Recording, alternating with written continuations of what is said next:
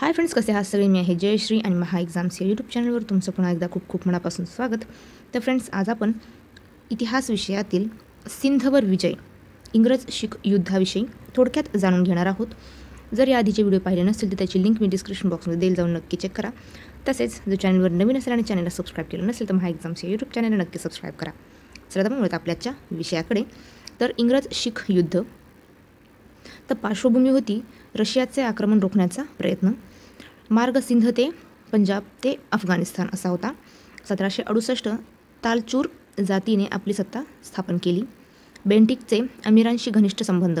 1818 Auckland सिंधचे अमीर करार. 1839 Allen बरोने Charles नेपियरला सिंधकडे. 9 September 1842 अमीर Napier करार. तर अटी काय होत्या त्या पाहूया. तर नोव्हेंबर 1842 त्यांच्या पुढे नेपियरने एक नवीन करार केला. त्यातील प्रमुख कलमे पुढीलप्रमाणे आहेत.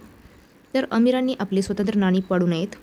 सिंधमधील शिकरपूर, सखर, भक्कर ही महत्त्वाची ठिकाणे कंपनीच्या ताब्यात द्यावीत.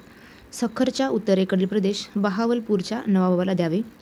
सिंधू नदीतून मुक्त संचार करण्याची इंग्रजांना परवानगी द्यावी. तसेच अमीरांनी कंपनीशी एकनिष्ठ राहावे इत्यादी कलमे त्यात होती. या कराराच्या मोबदल्यात अमीरांनी तैनाती फौजेच्या खर्चासाठी जे 3 लाख रुपये द्यावे लागत होते ते माफ करण्यात आले. तर पहिले इंग्रज शीख युद्ध. दिलीप सिंग, सरदार राणी जिंदर कौर, वजीर लाल सिंग. इंग्रजांच्या छावण्या अंबाला, लुधियाना, फिरोजपूर, मिरत, त्याचबरोबर 62 तोफा, 3200 सैनिक होते. इंग्रज सेनापती ह्यू गफ हा होता. 13 डिसेंबर 1845 लॉर्ड होर्डिंगने युद्धाची घोषणा केली. लाहोरचा तह 9 मार्च 1846. कलमे होती शिखांना लाहोरचा तह 9 मार्च 1846 स्वीकारण्यास इंग्रजांनी भाग पाडले. या तहाची कलमे सतलजच्या पूर्वेकडील प्रदेश इंग्रजांनी आपल्या ताब्यात घेतला. त्याचबरोबर सतलज व बियास या नद्यांमधील प्रदेशातील सर्व किल्ले इंग्रजांना देण्यात आले.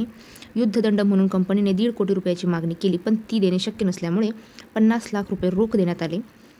सिंध व बियासमधील पहाडी प्रदेश, किल्ले व जम्मू काश्मीर व हजारा प्रांत इंग्रजांना देण्यात आला. यापुढे दिलीप सिंह यास 20,000 पायदळ व 12,000 घोडदळ एवढेच सैन्य ठेवता येतील. त्यानंतर कंपनीच्या परवानगीशिवाय कोणत्याही युरोपियन किंवा अमेरिकनला आपल्या सेवेत न ठेवण्याचे दिलीप सिंगाने मान्य केले. अल्पवयीन दिलीप सिंगाला पंजाबचा राजा म्हणून कंपनीने मान्यता दिली. त्याची सुरक्षिका म्हणून राणी जिंदल कौर व राज्याचा वजीर म्हणून लाल सिंग यांच्या नावालाही संमती दर्शविण्यात आली.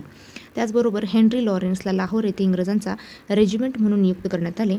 पंजाबच्या अंतर्गत कारभारात कंपनीने हस्तक्षेप न करण्याचे मान्य केले.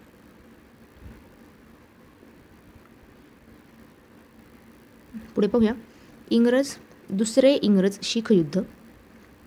तर लाहोरच्या तहानंतर इंग्रजांनी आपल्या धोरणात बदल केल्यामुळे राणी जिंदल कौर व लाल सिंग निराश झाले. त्यांना इंग्रज रेजिटेंट नियंत्रण नकोसे झाले. रेजिटेंट लाहोर दरबारात असा आदेश दिला की काश्मीर गुलाब सिंहास देऊन टाकावं व या आदेशाने पालन करू नये अशी सूचना लालसिंगने काश्मीरचा गव्हर्नर इमाम उद्दीन यास दिली. त्यामुळे इंग्रज सैन्याने सरळ काश्मीरचा ताबा मिळवला. या घटनेची चौकशी करण्यासाठी जी समिती नियुक्ती केली होती तिने लालसिंगास दोषी ठरवून त्यास पंजाबमधून हद्दपार करण्यात आले.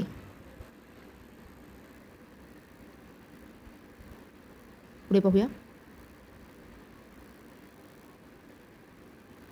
लाहोरची सत्ता एका प्रतिनिधी मंडळाकडे सोपवण्यात आली.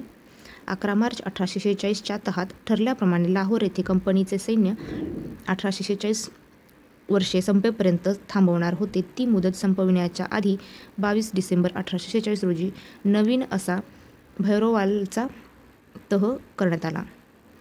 त्यानुसार राजा सज्ञान होईपर्यंत त्यांच्या संरक्षणासाठी व शांतता टिकवून ठेवण्यासाठी इंग्रज सैन्य लाहोर येथे राहू देण्याचे मान्य करण्यात आले. या सैन्याचा खर्च म्हणून दरवर्षी 22 लाख रुपये लाहोर दरबारात देणार होते. पुढे पाहूया. इंग्रज रेजिडेंटच्या हातात पंजाबच्या सर्व सत्तेचे केंद्रीकरण झाले, त्यास राणी जिंदल कौरने आक्षेप घेतला. त्यामुळे गव्हर्नर जनरलने 2 ऑगस्ट 1847 रोजी घोषणा केली की अल्पवयीन राजाचे शिक्षण व पालनपोषण पित्याप्रमाणे करण्याची गव्हर्नर जनरलची इच्छा आहे व त्या दृष्टीने राजा व त्याची आई त्यांना एकमेकापासून वेगळे ठेवण्याची नितांत गरज आहे. या घोषणेनंतर ताबडतोब जिंदलला शेखपूर येथे पाठविण्यात आले व तिचा वार्षिक भत्ता 48,000 रुपये ठेवण्यात आला. तर फ्रेंड्स, मला हाच व्हिडिओ कसा वाटला नक्की कमेंट करून कळवा. व्हिडिओ आवडला असेल तर व्हिडिओला लाईक करा, शेअर करा. चॅनलला नवीन असेल आणि चॅनलला सबस्क्राईब केलं नसेल तर महा एक्झाम्सचे यूट्यूब चॅनलला नक्की सबस्क्राईब करा. चला आता मग थांबूया त्या व्हिडिओ पुढच्या व्हिडिओमध्ये. जय हिंद.